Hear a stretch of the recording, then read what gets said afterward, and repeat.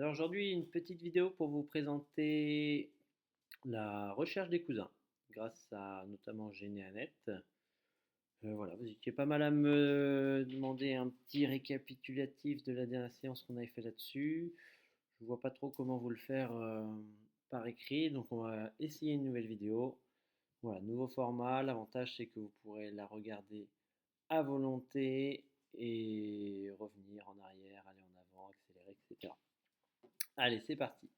Donc l'idée pour chercher des cousins plus ou moins éloignés, sur GeneaNet en tout cas, alors attention, il n'y a pas de garantie de résultat, c'est vraiment GeneaNet au bon vouloir de chacun. Si quelqu'un a créé son arbre, on aura des éléments, et si l'arbre d'une personne n'a jamais été créé, auquel cas, on n'aura jamais accès à ces informations. Donc moi j'ai choisi de me poster sur mon arrière-arrière-grand-père, donc Ferdinand de Laune.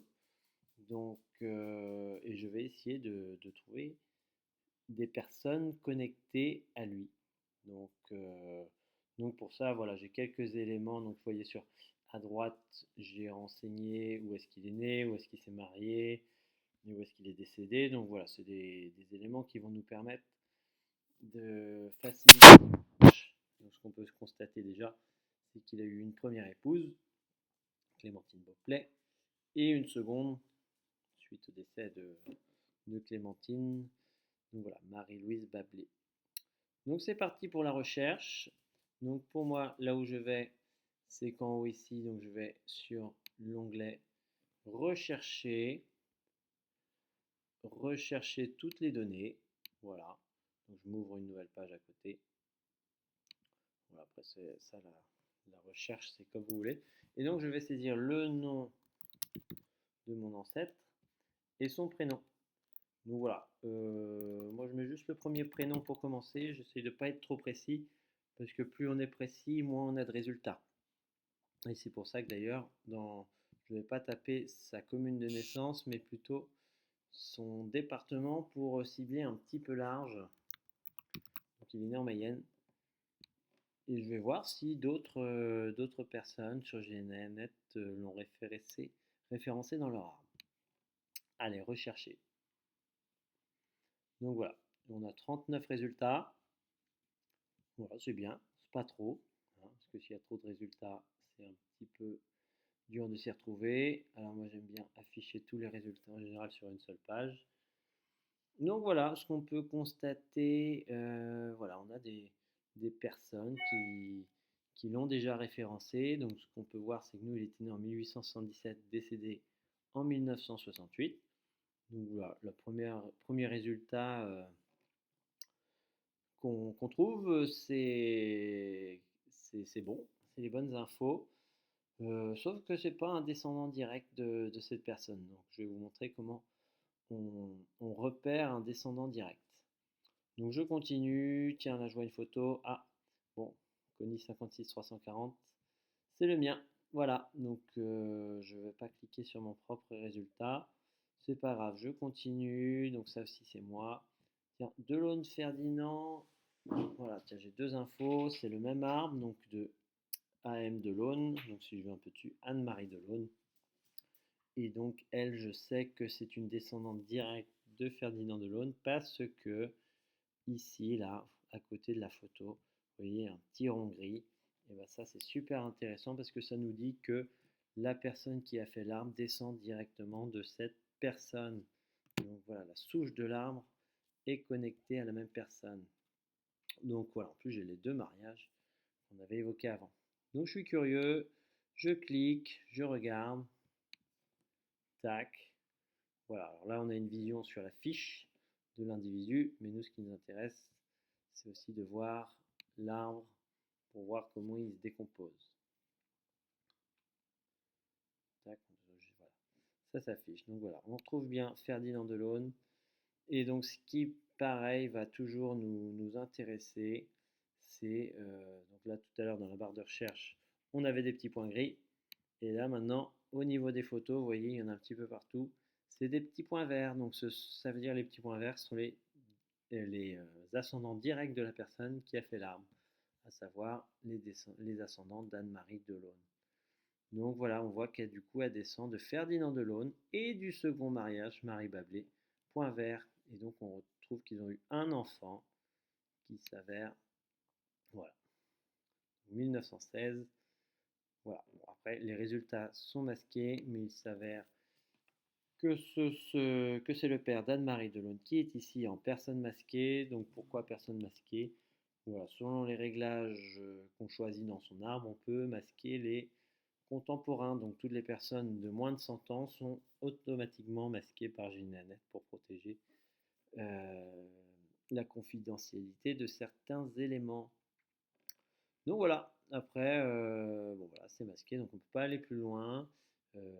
Le Guy Ferdinand Delaune, il n'a pas eu d'autres frères et sœurs de cette union, donc il a, si je reviens sur notre principal protagoniste, dans son arbre, on retrouve bien les deux premiers enfants du premier mariage, Lucienne et Ferdinand, que moi j'ai également sur mon arbre.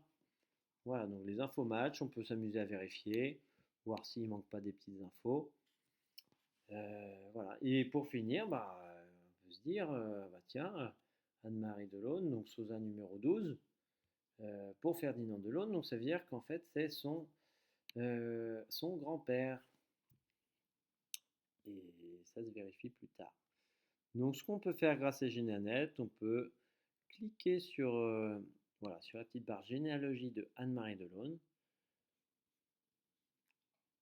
On a une petite option voir sa page contact. Voilà. Ce qui est intéressant ici sur la gauche, c'est qu'on voit qu'elle a une dernière connexion sur Généanet hier. Donc ça nous montre qu'elle est un petit peu active sur Généanet, qu'elle fait des recherches, qu'elle complète son arbre, etc. Et donc là, on peut tout simplement envoyer un message. Voilà. Tac.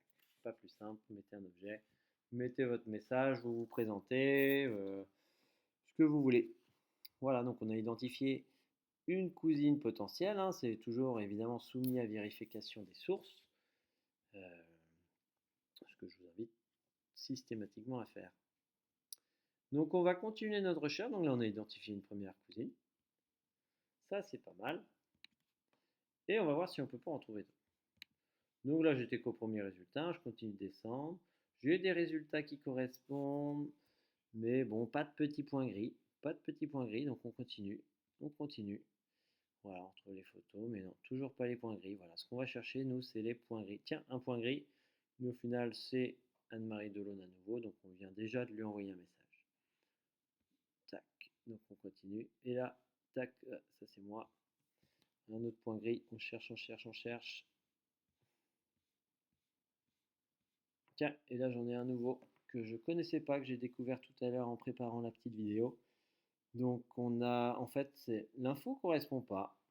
On n'est pas dans les bonnes dates. Par contre, Euh, comme vous connaissez plutôt bien vos armes, moi je connais bien le mien en l'occurrence, donc en fait le papa de Ferdinand Delaune s'appelle Delaune Ferdinand et qu'il est marié avec Victorine Cohu. Et en fait, sans le faire exprès, on a un petit peu passé un petit cran au-dessus, donc on a trouvé un cousin qui descend du couple Delaune Ferdinand et de Cohu Victorine, donc qui sont aussi mes ascendants directs. Donc ça veut dire que cette personne est mon cousin, assez éloigné certes, mais peut-être que je vais pouvoir trouver sur son arme des nouvelles infos ou lui partager des infos que je possède et qu'il n'a pas. Donc je suis allé sur son arbre, voilà, Ferdinand Jacques Joseph de Laune, je vais sur l'arbre qui s'affiche, hop, hop, je vais faire de même, juste je vais mettre sur mon arbre au même niveau. Donc lui, il n'est pas monté plus haut, hein. Il s'est arrêté là. Donc voilà, c'est bien les mêmes infos. Ferdinand Delaune né en 46, Victorine Cohu né en 49. On est d'accord avec lui, même si lui, il n'a pas tout à fait la date exacte. Donc on s'aperçoit qu'ils ont eu un enfant, Ernest. Moi, ce que je fais sur mon arbre, je vérifie si j'ai pas cette info. Et ben voilà, Ernest, qui est le petit frère de Ferdinand, juste à côté, né l'année d'après. Voilà, Ernest. Moi j'ai une petite photo. Lui, soit il n'en a pas ou il n'a pas pensé à mettre. Ensuite, Ernest, il s'est marié avec Adèle Albert, et ils ont une fille, Fernande Delaune. Du coup, je continue de comparer à mon arbre à moi. J'avais aussi cette info. Par contre, moi, je m'arrête là. Je n'ai plus d'autres informations. Donc c'est là que l'arbre de mon cousin va être intéressant. Parce que je continue toujours à descendre les points verts. Ce sont ses ancêtres. Et je vais trouver, tac, ici. Bon, voilà, pas de chance, on tombe sur une personne masquée, c'est normal. Voilà, on peut juste constater que la personne d'avant est née en 1924. Donc on peut estimer que la personne d'après est née en 1925 ou juste un peu après. Donc on est à moins de 100 ans de la naissance. Donc GeneaNet automatiquement nous enlève cette information. Donc voilà. Donc, ce qu'on peut voir par contre, c'est que Fernande Delaune est SOSA 13. Donc ce qui veut dire que c'est la grand-mère de Aurel Martini, parce que c'est a priori c'est le nom de l'arbre. Aurel Martini, donc je peux cliquer dessus. Et puis voilà. Ah, c'est Aurélie Martini, pardon. Pas bien vu le i. Donc je peux lui envoyer un petit message pareil. Voilà, dernière connexion le 4 mai 2025. Bah, c'est pas mal. C'est pas mal. Je pense que je vais lui envoyer un petit message et lui partager les infos que j'ai. Voilà pour cette vidéo du jour. J'espère que ça va vous aider et que vous pourrez la regarder autant que vous voulez. J'ai essayé d'être le plus clair possible en n'allant pas trop vite. Je vous retrouve bientôt et n'hésitez pas à me poser des questions ou si vous avez des thèmes que vous voulez développer plus tard, je referai des petites vidéos comme ça. Voilà, elles seront accessibles à tous et sans limite de temps. Bonne journée!